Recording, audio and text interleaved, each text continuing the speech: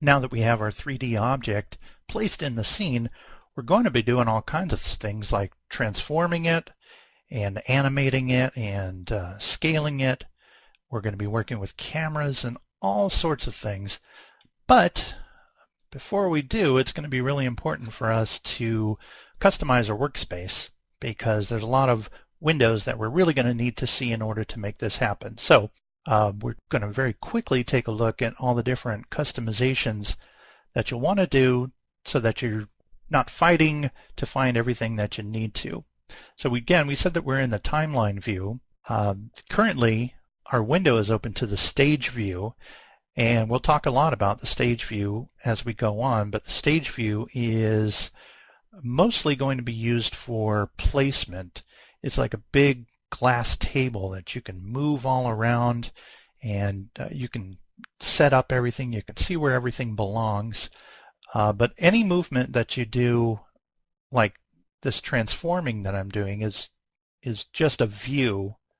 And later on we'll see how to actually move the object, but currently we're just moving the view. So that is the stage view, but we also want to add another view, which is called the camera view, so we can actually see what the scene's going to look like through the eye of the camera. So to do that, or to add any new kind of tab to these various windows, you're going to click on this downward arrow, and you've got a choice of all kinds of different tabs that you can add now. So we're looking for the one that says camera view. So click on camera view, and now you're seeing exactly what the camera is seeing because we haven't changed anything yet. The stage view, we're just looking at a different angle. It's sort of as if I'm walking around the ship, but I haven't moved the ship. So think of that as the stage view, like you've planted the ship on a stage and you're walking around. All right, so there's two other views that are going to be really helpful to us for moving an object in 3D space. You're going to need to see it in more than one window at a time. So we're also going to look at the side view and open up a view called top view. So now I can come over here to my side panel where I have all these other palettes, and I can also get rid of them if they're cluttering up the space. So for example, Storyboard, this is a place where you would store your script. I'm going to hit the X and get rid of that.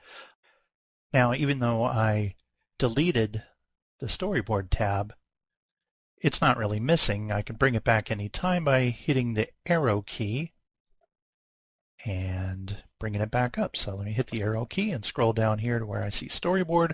I'll click on that, and you can see that it's back, and any information that was in there has returned too. So I'm going to, again, just get rid of that for now, and I'm going to add a new view, which the first one I'm going to look at is the top view. So I'm going to click on that, and now I have a view from the top. I'm directly above the object that I have imported. I'm looking straight down on the stage. So if we look at the camera moves, nothing has changed in the camera view.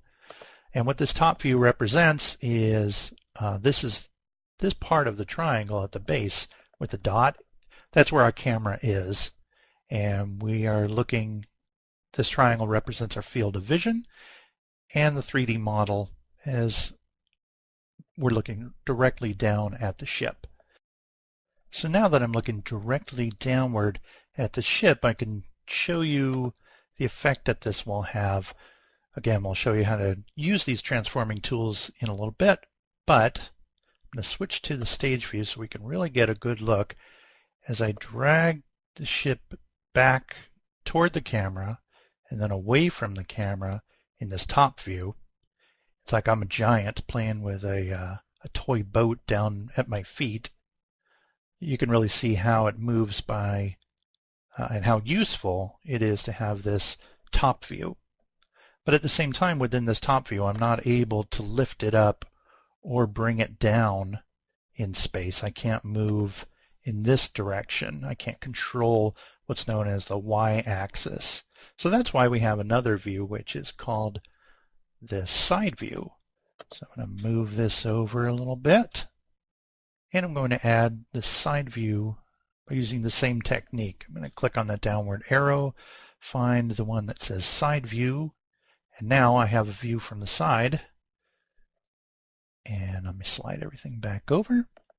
And now you'll be able to see with this side view that I'm going to be able to lift up the boat in the y-axis. So I can move the ship in this view in the up and down axis and in the forward and back axis, but I can't move it in this case in the side to side axis. It's not really letting me do that. So that's why we need a combination of views. And something else I'm going to do is I'm going to click on this little downward tab to give me some more room. And while I've done that, by the way, I can bring that back anytime by clicking on the upward arrow. And over here, you can pull out any one of these tabs so that you can rearrange it or keep it separate. What I prefer to do is drag it over here so that I have a new panel. So now I can really see what's going on. This is my favorite kind of setup, where now as I move the ship, I can see it moving in all different directions. I can control it. I have 3 different opportunities to control it. Now, even with all these views, the stage view, which again is the one that allows us to sort of walk around the model without actually altering the position of the model. You'll notice that these others don't move when I'm in the stage view and rotating with the free rotate tool. As we'll see, that's activated by hitting Control Shift and panning around. That's Command Shift if you're using a Mac.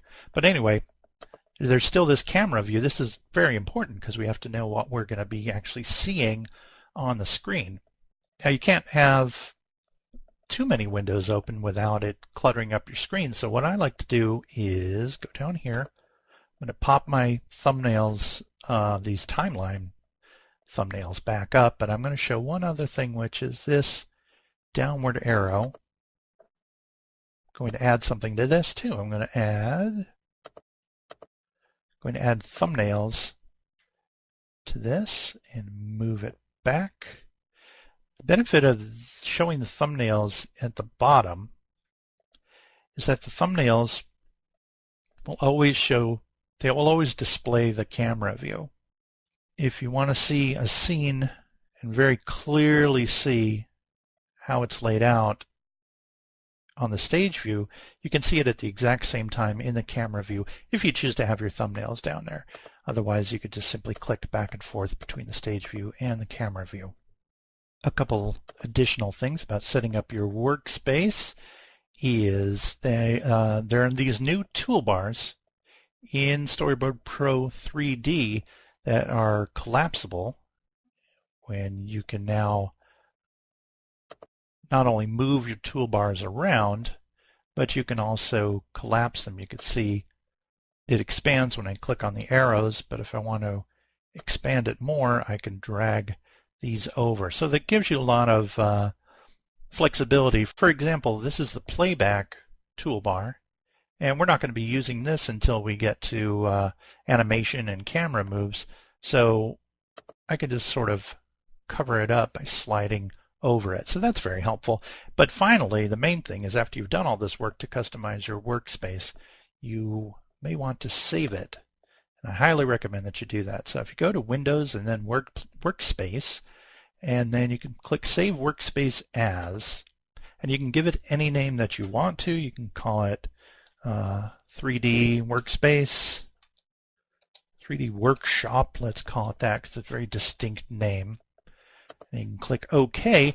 And now, for example, if you click away or you need to see a different view, so I'm switching to a completely different view now, like the thumbnail view. So now I have a completely different view, but if I want to go back to the workspace that I had already set up, I can just go to Windows, Workspace, and under Workspaces, I can click the one that we just created, 3D Workshop, and it's going to restore everything back to the way that it was before, so that I'll always have this workspace, and then you won't have to go through all that customization again.